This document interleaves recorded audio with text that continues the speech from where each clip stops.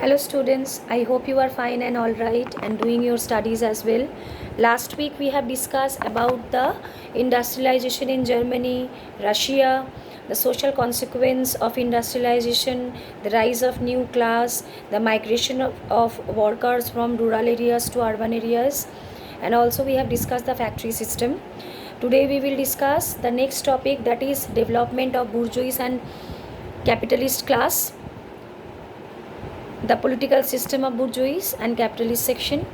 Capitalism developed along with the changes of industrial revolution. The term bourgeois denotes the class whose concern was the preservation of capital and to ensure their economic supremacy. In a capital system, profit is the primary motive. The difference between expenses and income is profit. Capital will accumulate with the increasement of profit. The profit will be income and profit will be increased when the capital is more and more in growth. For example, capitalists expect the expenses to less than their income. The part of the profit could be reinvested to make further the profit.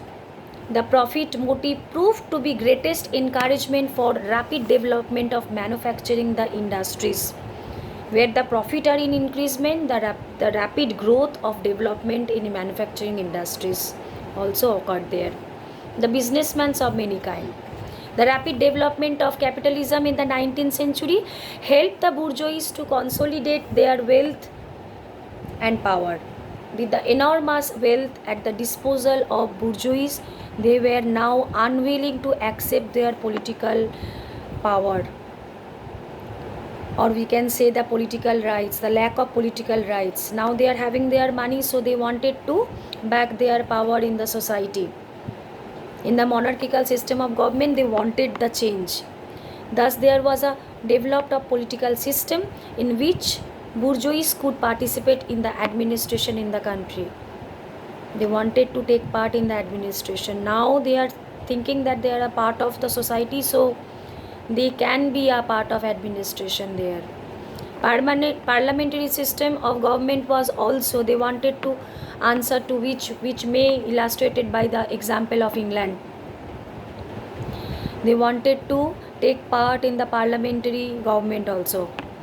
By the Reform Bill of 1832 in England, the seats in the parliament were distributed to the grand representation from new industrial centers. During the late 19th century, as the industries expanded, a capitalist continued to make immense profit. As a result, they became richer, distance separating them from the working class. They are now having money, so they are now doing their separate job, and they are also enjoying their profit. By the end of 19th century, the days have come where there the personal contact between the employers and the employees, or say owners of the industry and the working people. Inequality between two went on increasing day by day. There was the division of labor in the society. One is bourgeois class, and one we have already told that one is the proletariat class. The workers lived in the cities in unhealthy condition, and they are living in slum areas, while the wealthy factory owners lived in the residential areas of the cities. The life of the rich class was different from the working class people. There was another group of people who neither rich nor poor, working class. They were middle class also. The middle class included government official, professionals, teachers, doctors, lawyers. The people gradually became aware of the economic separation, the differences between them, and differences that separated of different classes. The economic differences were reflected. For example, in travel by railways, There had been 3 or even 4 different classes in the society and 4 different classes of the passenger in tickets also. The wealthier people traveled in the first class, the poor people in the third or fourth class, and the economic disparity gave rise to these social differences. There were separate waiting rooms from the railway station for people traveling in the different classes, so that the people traveling with the tickets and different prices would not have to come in contact one another.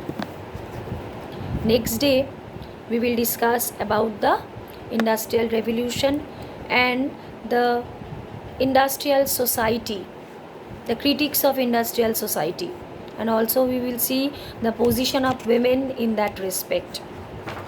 I hope all of you are understanding and try to understand these videos, and it will be beneficial for you if you will be listen these videos carefully. You can check these all materials in your textbook.